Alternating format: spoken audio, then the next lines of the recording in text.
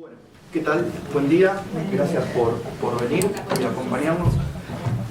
Sí, porque de alguna manera tiene que ver lo que estabas diciendo con la presentación que yo les voy a hacer. Spoileo un poco y tiene que ver también con el enfoque, digamos, de lo que estaban conversando respecto del tema de la falta de cobertura legal en algunas cuestiones en donde las leyes han quedado muy atrasadas respecto de lo que es la tecnología en particular. Ya lo sufrimos con la Ley de Protección de Datos Personales, en comparación con lo que es GDPR, o inclusive el Reglamento de Inteligencia Artificial de la Unión Europea, digamos, ¿no? Acá hay algo que los letrados me podrán decir si me equivoco o no, pero creo que también hay, más allá de la concientización que hay en general, ya como una cuestión obligatoria, que el ente regulador, que es el Banco Central, le pide a los bancos obligatoriamente que pongan los disclaimers, etcétera. Debería de haber en mayor cantidad, sí. Y también, desde el lado letrado, perdón, no soy abogado, pero deberíamos de tener en cuenta la regulación, porque lo que le está faltando a la ley lo tiene la regulación. Hay una comunicación, que es la comunicación A7266 del Banco Central, que se publicó a partir de este tipo de delitos que estaba comentando Caro recién. ¿Cuál es el tema?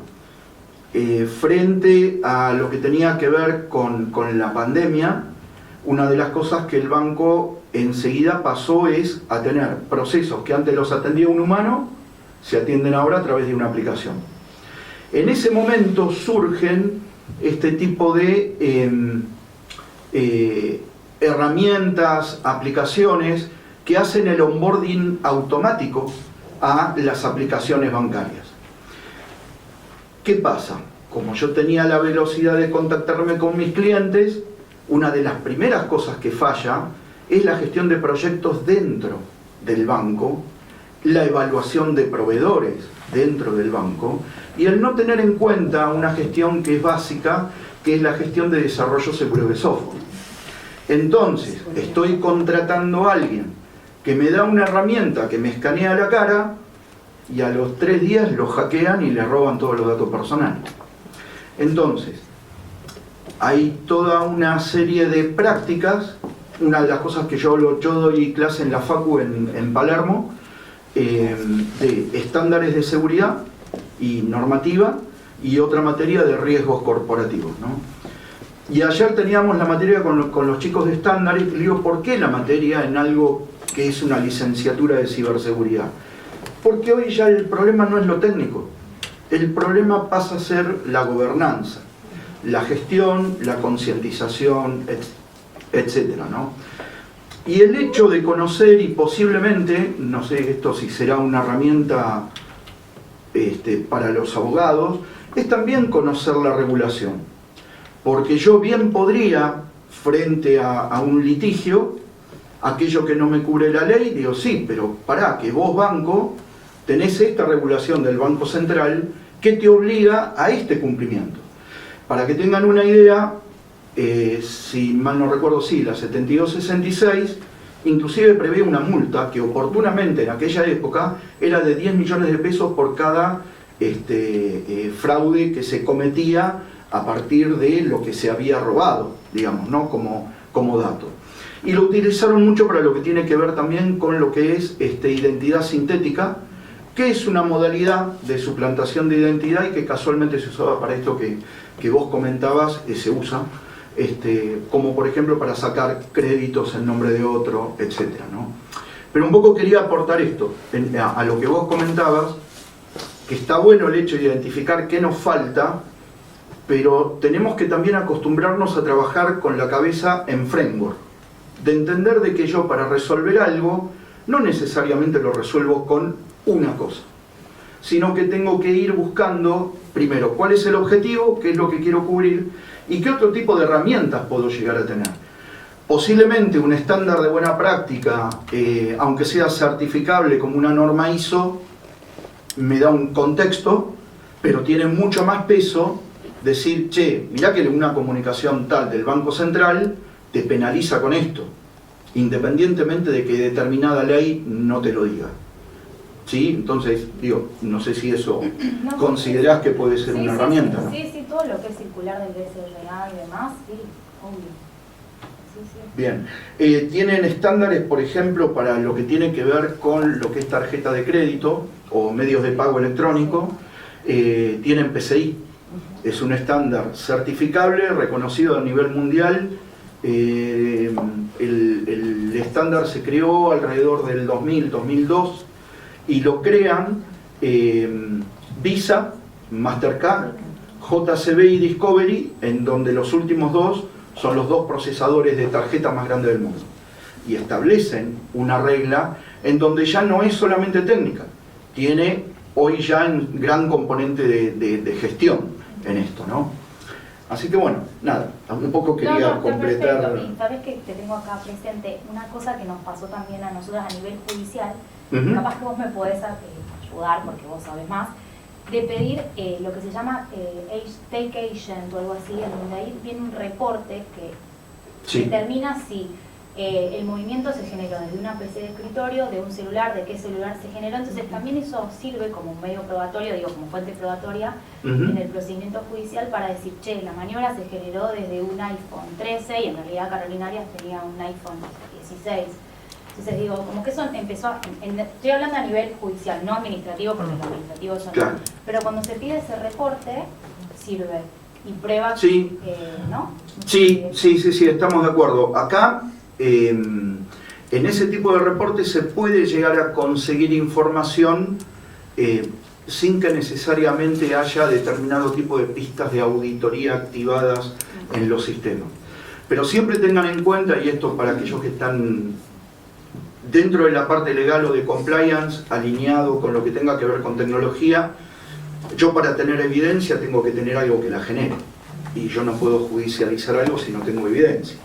Por lo tanto, es importante el hecho de establecer o entender que el área de sistemas o el área de seguridad de la compañía tiene un estándar de configuración en donde está identificada la activación de pistas de auditoría de los distintos sistemas que se utilizan. Y que además los logs, esas pistas de auditoría que se generan, no pueden ser accedidas por personas por atrás, por así decirlo, que no pueden ser modificadas. De ahí viene todo el tema de cadena de custodia, etcétera, que el criterio de cadena de custodia es el mismo concepto que se utiliza, digamos, en la parte forense policial, nada más que a nivel de sistemas, digamos, ¿no? Así que eso. Sí. Y laburar de manera interdisciplinaria, digo, porque como abogados vamos a aportar la norma, pero digo, toda la parte técnica y tal cual. evidencia. Exacto, y ahí, bueno, Clary lo sabe porque la he invitado un par de veces y ahora dentro de poco damos una charla juntos. Yo en mi equipo, bueno, me presento, soy Fabián Descalzo, socio en BDO, que es la quinta consultora a nivel global. Venimos ahí a la cola de las Big Four, cerquita, no nos falta mucho, pero ahí andamos. Y bueno, dentro del estudio yo soy el socio responsable de todo lo que tiene que ver con gobierno tecnológico y ciberseguridad. Y dentro de mi área, que parecería por el título recontra técnico, lo técnico es un 20-30%. Hay un área de ciberseguridad y forencia digital, pero después tengo un área de continuidad de negocio, otra área de procesos, un área de privacidad de datos y compliance, en donde inclusive en la parte de procesos y compliance hay abogados trabajando, que son especialistas en también ciberseguridad y van conociendo temas relacionados con tecnología, ¿no? Por eso un poco y recalco este tema de no quedarnos tampoco únicamente en la parte de la letra fría de la ley, sino que conozcamos con qué podemos ir apoyando algunas cosas que nos faltan, ¿no? Pero sí, digamos, y esto tiene que va a colación con lo que decía Claro, de que hoy no hay nada que yo pueda pensar en hacer en donde no vaya a consultar a otros. ¿sí? En la gestión de proyectos yo promulgo mucho que no solamente esté alguien del negocio y alguien de tecnología. Obviamente tiene que haber alguien de ciberseguridad, obviamente tiene que haber alguien de compliance y legales. La gente de control interno, los auditores, tienen que participar de la gestión de proyectos, principalmente porque son los que saben y conocen los riesgos de la compañía. Y van a detectar dentro de la gestión de proyectos los riesgos conocidos y van a detectar los no conocidos. ¿Para qué? Para implementar los controles y capacitar a la gente en esos nuevos riesgos previamente a que se implemente una herramienta, un servicio o un proceso. Entonces, no tenemos mucha opción, me parece, como para hacer no solamente un tema de seguridad. Ustedes piensan que hoy por hoy la ciberseguridad, bajo este concepto, le da calidad también a las empresas y a lo que doy, y además genera una acción resiliente dentro de la compañía. Preveo todo un montón de situaciones riesgosas en donde inclusive, un poco, no sé si ya tenemos la presentación, pero van a ver ahí un poco que en cuanto a lo que es la toma de decisiones, también la dirección de una compañía puede poner en riesgo a la propia organización, no solo desde el punto de vista de la continuidad, sino también desde el punto de vista del cumplimiento. La idea acá es entender, por un lado, bajo este contexto que les comentaba, ¿no? En donde necesitamos, para protegernos, necesitamos conocer las leyes y necesitamos conocer también las reglamentaciones desde el punto de vista de las regulaciones, de las distintas industrias, etc., ¿no? Y en donde todos los riesgos que están asociados a nivel de ciberseguridad ya no pasa solamente porque me lo comunique una entidad especializada en tecnología, etcétera, sino que de esto está hablando el Foro Económico Mundial. Y esto está puesto sobre la mesa de los directores de las organizaciones, ¿no?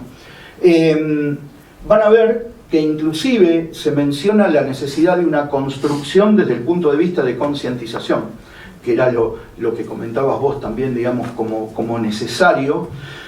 Y acá en esta parte de concientización es importante de que se entienda de que por más que se haga dentro de una organización, el mayor efecto lo consigo si yo doy dentro de la compañía una concientización que a su vez al usuario le sea útil para su vida diaria. Porque es ahí en donde, por un lado, le va a encontrar el verdadero valor a lo que se está haciendo con esa actividad, y voy a llamar su atención respecto de las cosas que se hacen a diario. Sí, pasamos a la otra. Acá un poco lo que les comentaba de cómo nos impacta desde el punto de vista estratégico dentro de la compañía, no entender cuáles son los distintos riesgos que hay frente a la toma de decisión y principalmente en el uso de tecnología.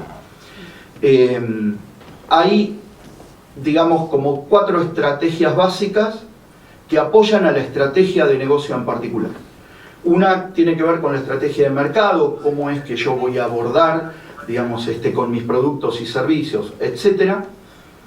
Por el otro lado, tengo la estrategia tecnológica, que es, de alguna manera, las decisiones que ha tomado la compañía en cómo ha estructurado la gestión y determinado tipo de tecnología para llevar adelante esa estrategia de mercado. Y por el otro lado, tengo la estrategia de cumplimiento. La estrategia de cumplimiento está asociado a lo que tiene que ver con control interno.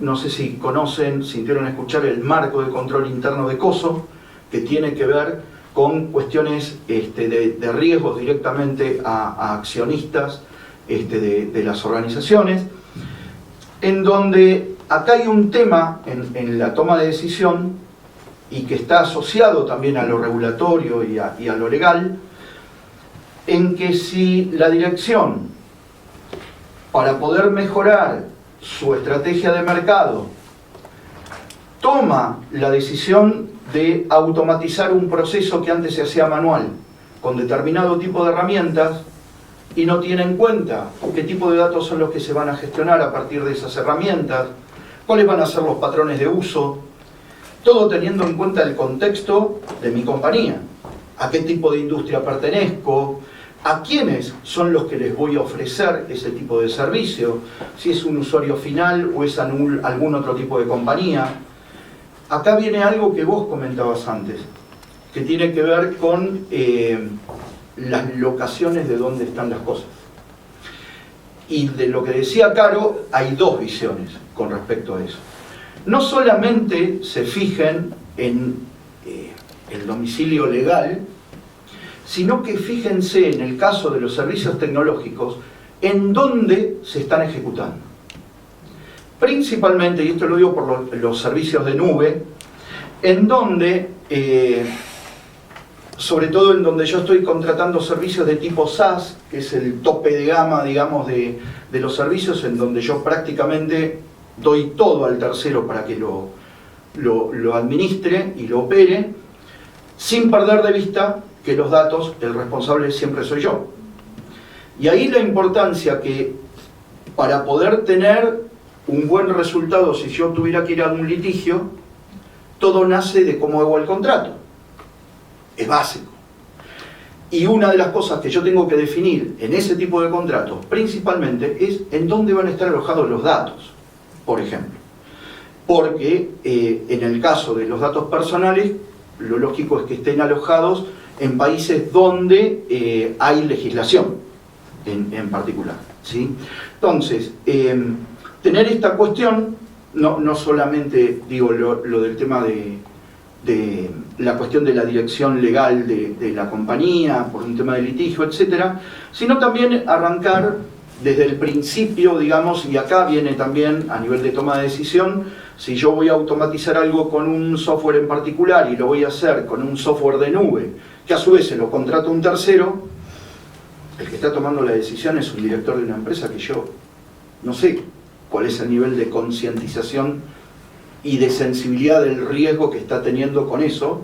¿Por qué? Porque él piensa en el dinero que va a facturar, no está pensando en otra cosa. Entonces, esto es lo que hace que también la concientización, y es algo que en algunas estadísticas hemos sacado, los menos concientizados son los que toman decisiones dentro de las empresas. Es un problema. Y ahí es donde, digamos, esta concientización, este programa tiene que ser cross a toda la compañía, porque si no, a lo que le voy a pegar es directamente a la estrategia de cumplimiento, en donde, más allá del tema de multas, etcétera, lo que voy a hacer es posiblemente perder el negocio, ¿sí? Por eso también este tema de tener en cuenta esta visión. Lo pasamos, Guille, al próximo. De cómo debería de ser o de cómo es en realidad el flujo respecto de las entradas a nivel de compliance, leyes, regulaciones, inclusive hasta estándares de certificación que el propio negocio adopta. Digamos, yo me creo mi propia necesidad de obligación al estar certificado ISO 27001, por ejemplo, o ISO 9000, ¿sí? Porque todo eso es lo que de alguna manera, primero, va a ser la base para las políticas internas de la compañía. El marco normativo de toda organización es la ley que yo tengo a nivel nación. Es como si fuera mi boletín oficial. Y esas políticas internas tienen que estar alineadas con las leyes y las regulaciones que debe cumplir la industria y esta compañía, más allá de las generalidades de todos, ¿no? Y esto obviamente se ve a través de distintos tipos de procesos, en donde esto normalmente se aborda bajo un concepto que se llama GRC, que es Gobierno, Riesgo y Cumplimiento, ¿sí? Como una visión integral. Se establecen, digamos, a partir de este concepto, los distintos mapas de riesgo, cuáles van a ser las medidas de mitigación, en donde yo ahí ya descubro cuál es el apetito de riesgo que tiene la dirección, porque es el que me va a aprobar todo lo que esté asociado a los medios de mitigación. ¿Cómo voy a segregar las funciones dentro de la compañía como para poder asegurar ese cumplimiento? El ejemplo burdo es, que el mismo que firma el cheque no sea el que lo genere y que después además va a cobrarlo, digamos, ¿no? Un poco sería ese tema. Y después tenemos distintas responsabilidades, ¿sí?, dentro de la organización, en donde voy a ir segregando y voy a ir de alguna manera identificando roles y responsabilidades para este tema de compliance en particular. Pasamos a la próxima. Inclusive verán que las áreas de tecnología tienen, digamos, también su responsabilidad dentro de esto, porque están hoy por hoy dentro ubican las 3 líneas de defensa de COSO, en donde es una cuestión que se ve a nivel de riesgo corporativo y que el Banco Central, en la nueva comunicación, que ahora después vamos a hacer un pequeño repasito rápido, lo pone como ejemplo para poder definir en esas 3 líneas de defensa la protección de la entidad. La primera línea de defensa está asociada a lo que es monitoreo y control. Por ejemplo, para la gente de tecnología es la gente de IT que monitorea a través de una herramienta que los servidores estén levantados, que no se utilice un usuario administrador dentro de un servidor, etc. La segunda línea de defensa es la que corresponde desde el punto de vista tecnológico a la gente de seguridad de la información o a ciberseguridad, que lo que hace es define los controles para verificar que lo que está haciendo TI como control dentro de la primera línea de defensa sea efectivo y eficaz. Y la tercera línea de defensa siempre está abordada por lo que es auditoría interna, que es la que tiene el contacto directo con Dios, con la dirección, tiene el teléfono directo, y es la que de alguna manera verifica que lo que están haciendo la segunda y la primera línea esté acorde a lo que tiene que ver con los controles y los riesgos abordados desde el punto de vista corporativo. ¿Se entiende?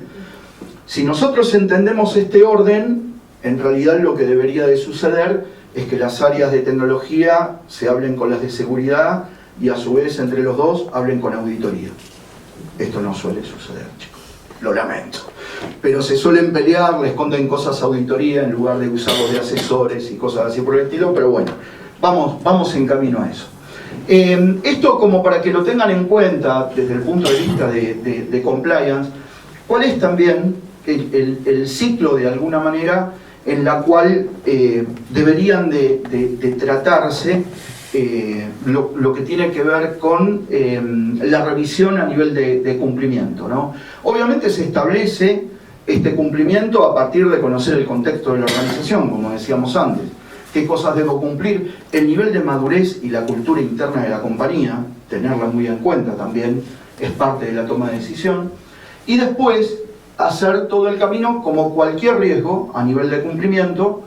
Y 2 cuestiones importantes. Más allá del tema de hacerlo en forma continua, la comunicación. Yo tengo que buscar siempre un canal de comunicación en donde la organización en distintos niveles esté enterada de los riesgos que tenemos y cómo los estamos tratando. Y lo que tenga que ver con concientización va a tener como una de las entradas los riesgos identificados dentro de la compañía, porque es en lo que yo tengo que capacitar a los directores, a la gente de tecnología y a los usuarios para que estos riesgos no se materialicen, digamos, ¿no? Pasamos. Bien, esto les doy el ejemplo de cómo estaría de alguna manera conformado un marco normativo interno. Yo tengo por un lado la parte menos dura, por así decirlo, en donde puedo llegar a tener documentación relacionada con estándares de calidad, el tema de ética, el manual de ética, el código de ética, etc. Y por el otro lado, el marco normativo de la política de seguridad de la información, que a lo que se refiere es a todas las normas y procedimientos a través de las cuales se define, por ejemplo, qué logs activar, cuáles van a ser los niveles de protección, por ejemplo, lo que comentabas también, Caro, del múltiple factor de autenticación, cómo se van a proteger los sistemas, cuál es el nivel de protección de la identidad digital de las personas que utilizan cada una de los aplicativos, etcétera, ¿no? Y obviamente esto está alineado, como decíamos antes, con leyes y regulaciones, ¿sí? Guille, pasamos. Si yo lo llevo al modo práctico, todo lo que estuvimos hablando, yo debería de tener servicios y productos que entrego, ya sea a través de medios o procesos propios o a través de terceros, en donde yo lo que tengo que saber que de la misma manera que implemento controles para mis procesos, también tengo que implementar controles para el tercero. Acá hay un tema básico en el tema de contratación de servicio de nube, que uno piensa que, uy, che, me voy a ahorrar tanta guita porque contrato al tercero y le tiro todo el bolón que hay. Y la verdad es que yo tengo que ver, dentro del business case que haga para eso, es cuánta plata es la que yo voy a necesitar invertir para controlar a este tercero, porque tengo que implementar controles. En esa medida, y conociendo cuál es mi capa regulatoria, con qué debo cumplir yo, acá van a haber algunas cuestiones raras, porque inclusive, en este ejemplo que yo estoy poniendo, esto de acá sucede en Argentina, y este de acá sucede en Perú y en Chile. Por eso van a ver, la Ley General de Bancos es chilena, la UAF es chilena también, y la SPIF es como si fuera nuestro banco central, pero de Perú, ¿sí? Que incluye compañías de seguro, no solamente banca, ¿sí? En donde, dentro de este contexto que yo entiendo que debo de cumplir y debo de controlar, es como defino mi capa documental, lo que les decía antes. Fíjense que acá tengo una norma de logs, una norma de administración de usuarios, un estándar de configuración de seguridad de sistemas operativos, y también tengo una norma de gestión de terceros y cómo los voy a controlar, ¿sí? Y esta capa documental, que está apoyada sobre mi capa regulatoria, es lo que yo voy a utilizar para configurar la capa técnica acá arriba. O sea, yo no puedo gestionar tecnología si esto no está apoyado y no está basado en estándares propios por un lado, y mis estándares propios deben estar apoyados a su vez en leyes y regulaciones, ¿sí? Esta sería la forma en la cual inclusive el CEO de la compañía, el gerente de sistemas, debería de entenderlo junto con el de seguridad para poder plantear esto, y a su vez en la capa del usuario tener la protección, por ejemplo, a nivel de datos personales adecuada, ¿sí? ¿Pasamos, Guille? Bueno, acá esto lo vamos a pasar medio rápido porque es como para hacerles mención nada más, y un poco ya la introducción la hicimos con Caro al principio. Obviamente la introducción es al principio, perdón. Bueno, nuestra legislación sabemos que está agotada, pero de todas maneras, y sobre todo yo lo muestro esto para aquellas empresas que por ahí tienen un nivel de madurez o de cultura no muy bueno, en donde si yo quisiera empezar a implementar controles relacionados con datos personales, mirá, tengo un anexo 1 y tengo un anexo 2, y la ISO 27001 me propone la clasificación de información. ¿Qué controles yo voy a aplicar sobre la información que clasifico?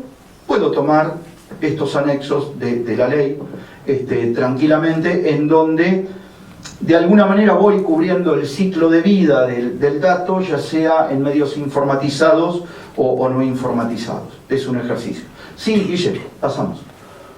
También, si yo quisiera auditar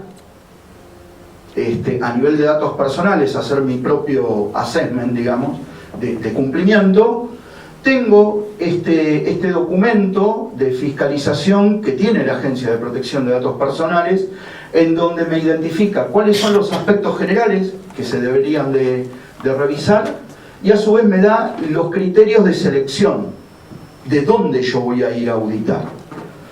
¿Conviene auditar toda la compañía? Y la verdad que no.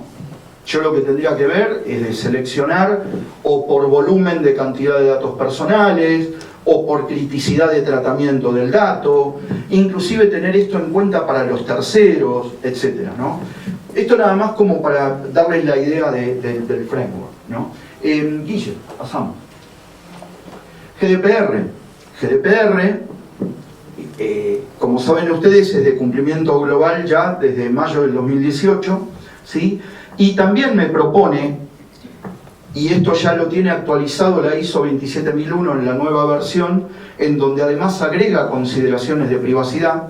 Entonces, si yo estoy certificado o estoy orientado a trabajar con 27001 para aplicar seguridad dentro de la compañía, puedo tomar las definiciones de impacto de privacidad de GDPR, ¿sí? Hay otra que ahora después les voy a mostrar, hay una NIST también que lo tiene, ¿sí? Y además tiene, bueno, el tema de gestión de incidentes de privacidad. Acá hay un tema importante y que también tiene que ver con lo que mencionaba Caro. Una de las cosas que deberían de cambiar las compañías y trabajar en equipo es en el hecho de la gestión de incidentes. Y tengo que capacitar a la gente de ciberseguridad en lo que tiene que ver con incidentes frente a datos personales. Y la compañía debe de tener un protocolo que una la gestión de incidentes de ciberseguridad con el área de legales o con el área de compliance, porque hay plazos y hay condiciones y seguimiento que hay que hacerle a ese tipo de incidentes. Yo por ahora normalmente, no sé, salvo que alguna de ustedes me lo comente, no lo he visto tan así alineado. Trabajamos nosotros dentro de los clientes para conseguirlo y donde vamos no se hablan. Así que bueno, sí, pasamos. Esto simplemente a nivel recordatorio de cómo fue la línea de vida de GDPR. Esta es la NIST que les decía, la IR 8062, es una NIST que me da la definición de cómo evaluar los riesgos de privacidad de datos, ¿sí? Van a encontrar un parecido en algunas cosas bastante grandes con lo que tiene que ver con PCI, porque PCI a su vez requiere, al igual que lo que tiene que ver con protección de datos, que exista un mapa de flujo de datos, en donde yo identifique no solo el camino por donde viaja el dato, sino cuáles son los recursos, un motor de base de datos, un file server, un repositorio, quiénes acceden a los datos, cuáles son las fuentes de entrada y las fuentes de salida, y los medios de protección que tiene cada uno de esos recursos. Inclusive si yo lo transmito vía un cable, por así decirlo, de un lugar al otro, que esa conexión esté cifrada, por ejemplo, y cuál es el nivel de cifrado que tiene en particular, ¿sí? Acá, bueno, también les dejo como un repaso rápido. Esta norma la pueden bajar gratuitamente. Si entran a nist.gov van a ver que hay una parte de recursos documentales, millones de documentos que se van a poder descargar el que quieran. Pasamos, Guillermo. Bien, acá un ejemplo, y que también, perdón que estoy gastando el nombre,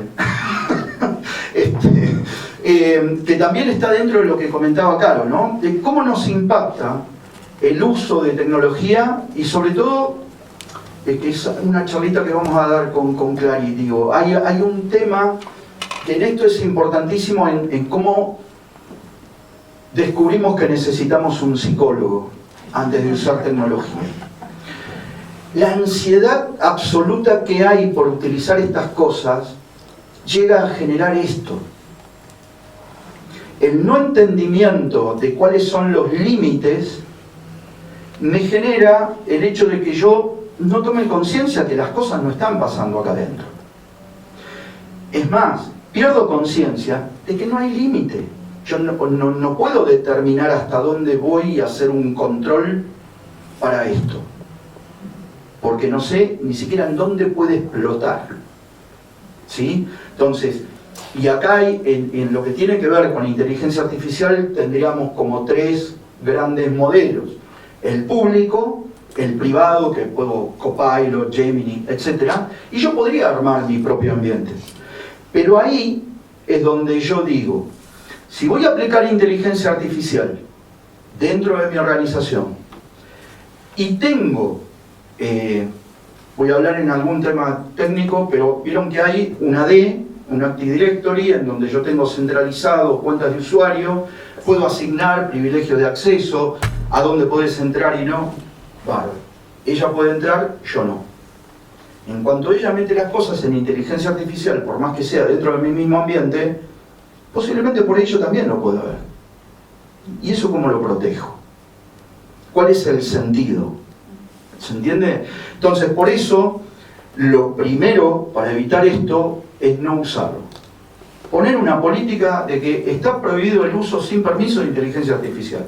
Y mucho menos poniendo información de la compañía en tu aparatito personal. No me quieras hacer la trampa. Y después, definir gobierno de datos y establecer identidades digitales adecuadas que me permitan que esto se utilice en función del rol que tiene la persona para cumplir con un objetivo determinado. Si no es así, no funciona esto. Y ya lo vemos. ¿Sí? Pasamos, Guille, perdón. Acá también algunas normas o estándares que está bueno tener en cuenta para poder implementar inteligencia artificial, pegarle una leidita para poder establecer gobernanza previamente a utilizar ¿cómo se llama? Tecnología emergente, ¿sí? Pasamos porque creo que me fui de horario, ¿no? Vieron que hablar me cuesta, es un problema. Acá algún resumen de lo que tiene que ver con el reglamento de inteligencia artificial. Ya está vigente desde agosto del año pasado. Lo que me pareció interesante es, por un lado, este tema de que armaron una forma de llevar adelante como una especie de control en donde identifican un responsable por país y hay un responsable tipo el presidente de la inteligencia artificial, en donde cada vez que vaya a haber un proyecto se juntan entre ellos, votan, lo ven y después recién sale. ¿Por qué no aplicarlo nosotros, dentro de nuestras compañías, digamos, en este sentido? Pasamos, Guille. Y el otro tema interesante es que este reglamento ya me define las líneas de riesgo, las áreas de riesgo respecto del uso. En función de esto, por ejemplo, nosotros ya armamos un assessment y en función de la 42001, que creo que es lo que viene después, Guille, a ver. Sí, la 42001 es el sistema de gestión de inteligencia artificial, que no solo establece cuáles son las pautas para implementarla, sino que también define cuáles son los controles. Algo muy parecido a la 27001, ¿sí? En base a esto, nosotros podemos armar, por ejemplo, la base para hacer una auditoría a un ambiente de inteligencia artificial. Porque los objetivos de control ya los tengo. ¿Sí? Sí, Guillermo, pasamos. Por el otro lado, y fíjense ustedes cómo a partir de cuestiones relacionadas con fraude, etc., se busca el respaldo y el aseguramiento desde lo legal, digamos, ¿no? No sé si recuerdan, algunos por ahí son muy chiquitos, pero bueno, en el año 2002 hubo una estafa a una empresa que se llamaba Enron. En realidad no a la empresa, sino a los accionistas. Para eso, dos abogados, diputados en Estados Unidos crearon la ley Sarbanes-Oxley, que es el apellido de ambos, que se conoce como SOX. SOX es una ley que lo que hace es proteger al accionista frente a riesgo de materialidad a nivel de balance, que no le falseen el balance al accionista, ¿sí? Acá, bueno, algunos temas relacionados con el enfoque de la ley, como para que cuando tengan el material lo recuerden. Pasamos, ahí Guille. Lo que hace SOX es abordar a partir del contenido de la ley distintos tipos de niveles relacionados con la protección que les comentaba antes, en donde uno de los principales temas a nivel de entidad tiene que ver con gobierno corporativo. O sea, acá fíjense ustedes de cómo se va mapeando y cómo tenemos que aprender a traducir lo legal en tecnológico, ¿sí? Cómo me impacta en la parte de tecnología. Y todo esto, obviamente, a nivel de lo que tiene que ver con aplicaciones y generalidades dentro de lo que es la parte de gobierno corporativo, va a enfocar los controles específicamente en todo aquello que sea material, que es lo que pueda llegar a afectar al balance. Por eso también uno de los grandes secretos de abordar esto es entender el alcance y no generarnos desorden en el gobierno de tecnología, porque obviamente cuanto más grande, más caro, ¿sí? Y menos controlable es. Sí, Guille, ¿pasamos? Bueno, se compone básicamente los controles de SOX en estos tres pilares que tienen que ver con la parte de seguridad, la gestión de cambios y la operación de IT. ¿Sí? ¿Pasamos? Es un poco el resumen de lo que hablamos. Y esto volvió a cobrar sentido para regular el cumplimiento de la ley. Hay una secretaría del Estado americano que es la SEC, que es como si fuera la CNB nuestra, que establece un reglamento a partir del cual también, digamos, se debe cumplir con la presentación de determinado tipo de informes de riesgo, etc. En el 2023 hubo un incidente global con una empresa americana que a partir de que le atacaron con un ransomware su software que tenían compartido con clientes, afectó a 16.000 empresas, dentro de las cuales muchas, además de ser gobierno, varias secretarías del gobierno de Estados Unidos, cotizaban en bolsa de Nueva York. Y acá el tema, más allá de lo tecnológico, la actualización que hizo la SEC, que es de cumplimiento desde enero del año pasado, lleva al CISO al nivel de penalidad de un director. O sea, responde con sus bienes, puede ir preso, y además, como agravante, no puede trabajar nunca más en ninguna empresa que cotice en bolsa de Nueva York. Con lo cual, digamos, desde el punto de vista del rol, también se ha generado, al igual que a los que somos directores de empresa, tenemos un seguro por mala praxis, por así decirlo, y adicionalmente a eso, una de las cosas que determinó la SEC respecto de este tema, y esto más que nada para no perder el enfoque, es que no, más allá de que el impacto haya sido ocasionado por un tema tecnológico, el mayor problema está en que los riesgos no fueron informados. Fue un tema de comunicación de riesgos, el problema regulatorio. ¿Se entiende? Ni al comité de auditoría, ni a los accionistas, lo que tiene que ver con riesgos de ciberseguridad. Sí, pasamos, Guillermo. Por eso, acá les dejo un resumen de nuestro amigo Gary, lo que el propio presidente de la SEC comentó. Llevó ya los riesgos de ciberseguridad a una escalada de riesgo de negocio, riesgo corporativo, es un riesgo material para las compañías, hoy por hoy. Y van a ver que en este escrito, que les dejo el link, este señor habla mucho, va a meter la palabra ciberseguridad cada 3 párrafos y la palabra resiliencia. Por eso lo que les comentaba al principio, ¿no? Sí, Guillermo, ¿pasamos? Pasamos, sí. Acá también, desde el aspecto médico, tenemos el código de ética, tenemos la ley de protección del paciente, más allá, digo, de lo que está asociado a protección de datos personales, en donde si yo en el uso de la tecnología en el ambiente de salud no tengo en cuenta determinado tipo de consideraciones, puedo llegar a estar complicando a mi colaborador médico, digamos, ¿no?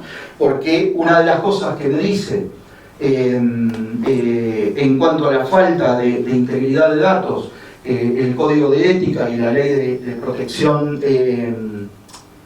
la Ley de Protección del Paciente, es que si yo no mantengo la historia clínica electrónica, inclusive en forma íntegra, pueden llegar a haber sanciones relacionadas con el Código de Ética y el médico hasta podría perder la matrícula, digamos, ¿no? Pasamos, Guille. No se me desmayen, que ya queda un poco. Bien, esto un resumen, más que nada por lo que tiene que ver con el tema de las leyes y regulaciones médicas, ¿sí? ¿Qué es lo que se debe proteger? Obviamente tenemos que cumplir con las obligaciones legales también desde el punto de vista tecnológico, ¿sí? Y a su vez debemos facilitar en forma segura la operación entre sistemas. Sí, Guillermo, pasamos. Acá algunos ejemplos para que tengan en cuenta. Además, nosotros tenemos nuestras leyes. Yo recomiendo, más allá de eso, el tema de HIPAA, de ver que es la ley, es como si fuera SOX, pero para salud, es la ley americana.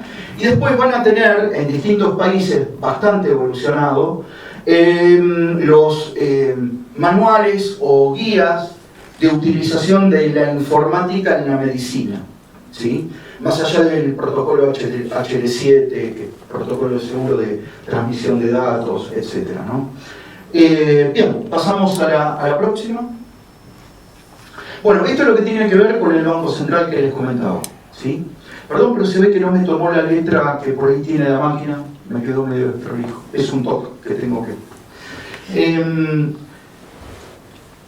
la norma hasta hoy, que estamos en la 7724, fue pasando por distintas instancias.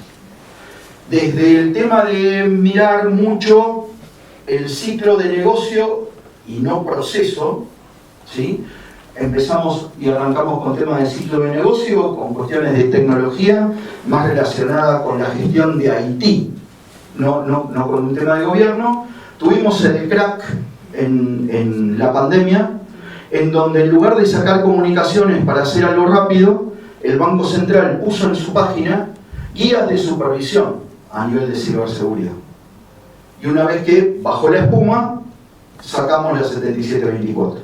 Acá inclusive, en este caso, hemos compartido información e ideas, y si ustedes leen hoy la 7724, que la pueden ver también en forma gratuita de la página del Central, van a ver que es una norma ISO. Empieza con contexto, liderazgo, y después armadito como en distintos tipos de gestiones, incluyendo lo que es gestión de proyectos. Sí, Guillermo. Bien, en todo esto entonces recalco algo que lo mencionábamos con el ejemplo de SolarWinds, que es la empresa que tuvo este problema que comentábamos. Lo importante acá es entender y saber comunicar, ¿sí? Y entender de que estamos cubiertos por determinado tipo de leyes que a las que les pueda llegar a faltar algo, tengo el apoyo regulatorio para poder cumplir con los controles o para poder ser utilizado frente a distintos litigios, ¿no? Guille, creo que esta ya es la última. Bien, esto ya lo comentamos, así que no los quiero aburrir mucho. Pasamos una más. Llegamos. Así que bueno, esta era un poco la idea de comentarles respecto también de cómo vamos, en la medida en la que nos vamos dando cuenta, generamos nuestros propios anticuerpos, ¿no? Generando leyes, regulaciones, nuestros propios estándares, gente como ustedes que lleva adelante, digamos, iniciativas y bueno, siempre están en pos de mejorar lo que ya estamos haciendo, nutriéndose de una experiencia propia y también consultando con otros, así que está buenísimo. Mil gracias.